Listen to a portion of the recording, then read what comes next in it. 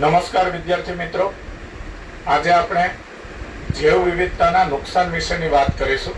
તો જૈવ વિવિધતાના નુકસાન વિશેની સામાન્ય માહિતી જોઈએ તો પૃથ્વીની જૈવ સંપત્તિ એટલે કે જૈવ વિવિધતા ખૂબ ઝડપથી ઘટી રહી છે. આગળના ટોપિકમાં પણ આપણે ચર્ચા કરી હતી કે લાકડું મેળવવા માટે વૃક્ષો કપાઈ રહ્યા છે અને વૃક્ષો કપાઈ રહ્યા છે એટલે ઘણી જાતિઓ વનસ્પતિની નાશ પામી રહી છે અને તેના કારણે પ્રાણીઓની જાતિઓ નાશ પામી રહી છે. એટલે કે જૈવ વિવિધતા ખૂબ જ ઝડપથી ઘટી રહી છે. તો પૃથ્વી પરની જૈવ વિવિધતા ખૂબ ઝડપથી ઘટી રહી છે અને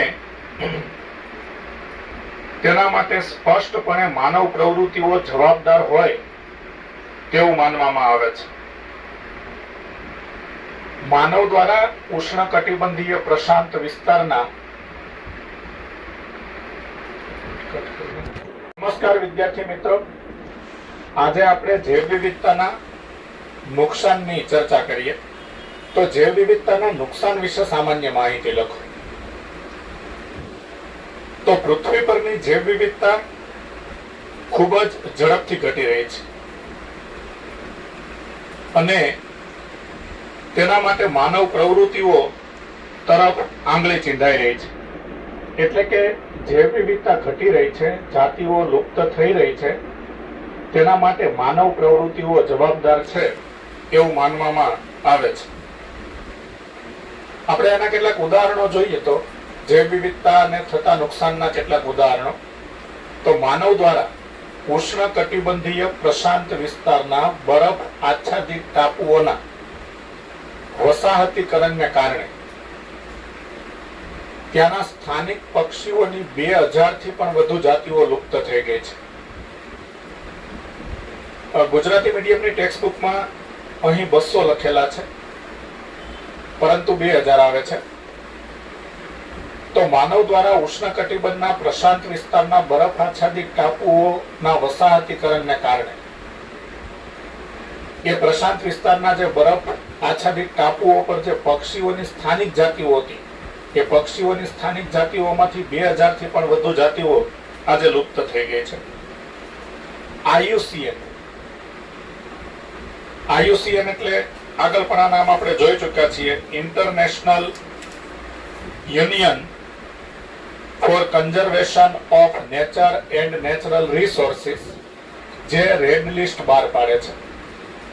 આ રેડ લિસ્ટમાં વિશ્વની અંદર કેટલી જાતિઓ લુપ્ત થઈ ગઈ, કેટલી જાતિઓ હવે નજીકના ભવિષ્યમાં લુપ્ત થવાની તૈયારી છે એટલે કે ભયજનક સ્થિતિમાં છે, આ બધી જાતિઓની યાદી બહાર પાડવામાં આવે છે. તેને રેડ લિસ્ટ કહેવાય. તો IUCN જે રેડ લિસ્ટ બહાર પાડે છે, તો IUCN ના રેડ લિસ્ટ 2004 ના દસ્તાવેજી પુરાવા પ્રમાણે છેલ્લા 500 વર્ષમાં 784 જાતિઓ લુપ્ત થઈ ગઈ છે. તેમાં પૃષ્ઠવંશી પ્રાણીઓની 338 જાતિઓ, અપૃષ્ઠવંશી પ્રાણીઓની 359 જાતિઓ, વનસ્પતિની 87 જાતિઓનો સમાવેશ થાય છે. તાજેતરની લુપ્ત જાતિઓમાં જોઈએ તો તાજેતરની લુપ્ત જાતિઓમાં ડોડો મોરેશિયસમાં, ક્વેગા આફ્રિકામાં, થાઇલેસિન ઓસ્ટ્રેલિયામાં, સ્ટીલર સી કાવ રશિયામાં અને વાઘની 3 ઉપજાતિઓ બાલી, જાવન અને કાસ્પિયનનો સમાવેશ થાય છે, જે તાજેતરની લુપ્ત થયેલી જાતિઓમાં આવે છે. છેલ્લા 20 વર્ષોમાં સજીવોની 27 જાતિઓ અદ્રશ્ય થઈ ગઈ છે. ઉભયજીવી જેવા કેટલાક જૂથોની લુપ્ત થવાની સંવેદનશીલતા વધુ છે. વિશ્વમાં 15,500 કરતા પણ વધુ જાતિઓ લુપ્ત થવાના ભયનો સામનો કરી રહી છે. એટલે કે વિશ્વમાં આ 15,500 કરતા પણ વધુ જાતિઓ લુપ્ત થવાના ભયનો સામનો કરી રહી છે. એટલે ટૂંક સમયમાં તે લુપ્ત થઈ જશે તેની સંખ્યા ખૂબ જ ઘટી રહી છે. વર્તમાન વિશ્વમાં બધી જ પક્ષીની જાતિઓના 12%, બધી જ સસ્તન જાતિઓના 23%, બધી ઉભયજીવી જાતિઓના 32% અને બધી જ અનાવૃત બીજધારી વનસ્પતિઓના 31% જાતિઓ લુપ્ત થવાના ભયનો સામનો કરે છે. વર્તમાન વિશ્વમાં બધી જ પક્ષીની જાતિઓના 12%, બધી જ સસ્તન જાતિઓના 23%, બધી ઉભયજીવી જાતિઓના 32% અને બધી અનાવૃત બીજધારી વનસ્પતિના 31% જાતિઓ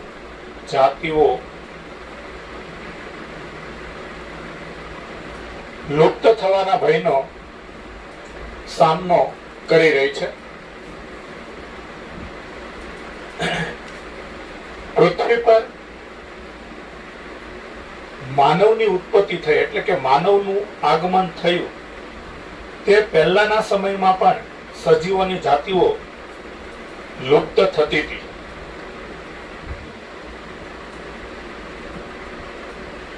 જીવની ઉત્પત્તિ થઈ લગભગ 3 બિલિયન વર્ષ પહેલા પૃથ્વી પર જ્યારથી જીવની ઉત્પત્તિ થઈ અને વૈવિધ્યકરણ થયું ત્યારથી આજ સુધીમાં 5 વખત જાતિઓનું સામૂહિક વિલોપન થયું છે. વર્તમાન સમયમાં 6ઠી વખતનું વિલોપન થઈ રહ્યું છે.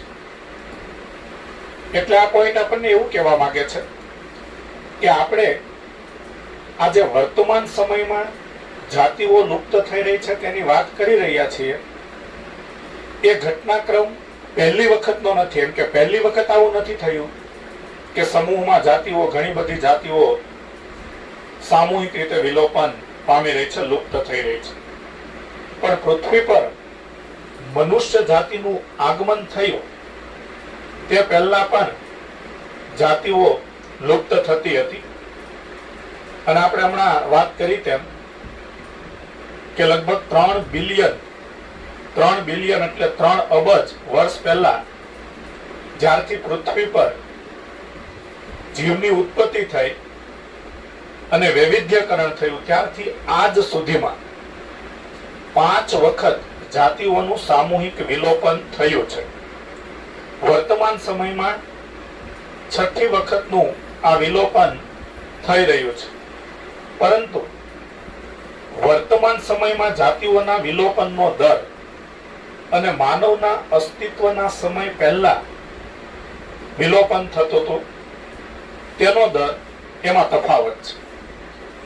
તફાવત એ છે કે વર્તમાન સમયમાં જે આ 6ઠી વખતનું સામૂહિક વિલોપન થઈ રહ્યું છે તેનો દર એ માનવ અસ્તિત્વના સમય પહેલા જાતિઓનું વિલોપન થતું હતું તેના દર કરતા 100 થી 1000 ગણો ઝડપી માનવામાં આવે છે.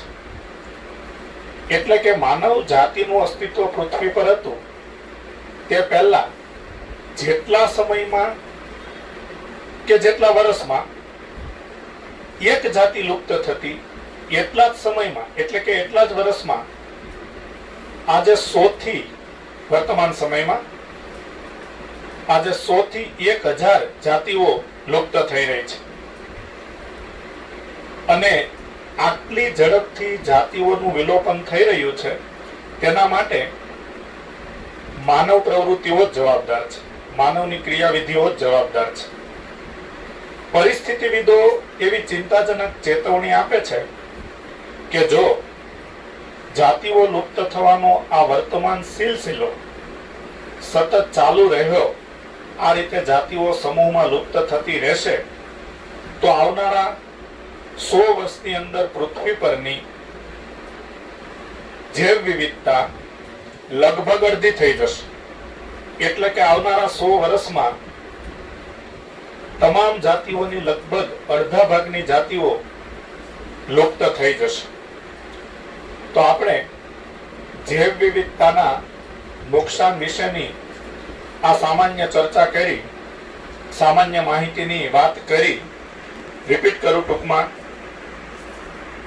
પૃથ્વી પરની જૈવ વિવિધતા ખૂબ ઝડપથી ઘટી રહી છે અને તેનો આરોપ સ્પષ્ટપણે માનવ જાત પર લગાવવામાં આવી રહ્યો છે. માનવ દ્વારા ઉષ્ણકટિબંધના પ્રશાંત વિસ્તારના બરફ આચ્છાદિત ટાપુઓના વસાહતીકરણને કારણે ત્યાંના સ્થાનિક પક્ષીઓની 2000 થી પણ વધુ જાતિઓ લુપ્ત થઈ ગઈ છે. IUCN રેડ લિસ્ટ 2004 ના દસ્તાવેજી પુરાવા પ્રમાણે છેલ્લા 500 વર્ષમાં 784 જાતિઓ લુપ્ત થઈ ગઈ છે.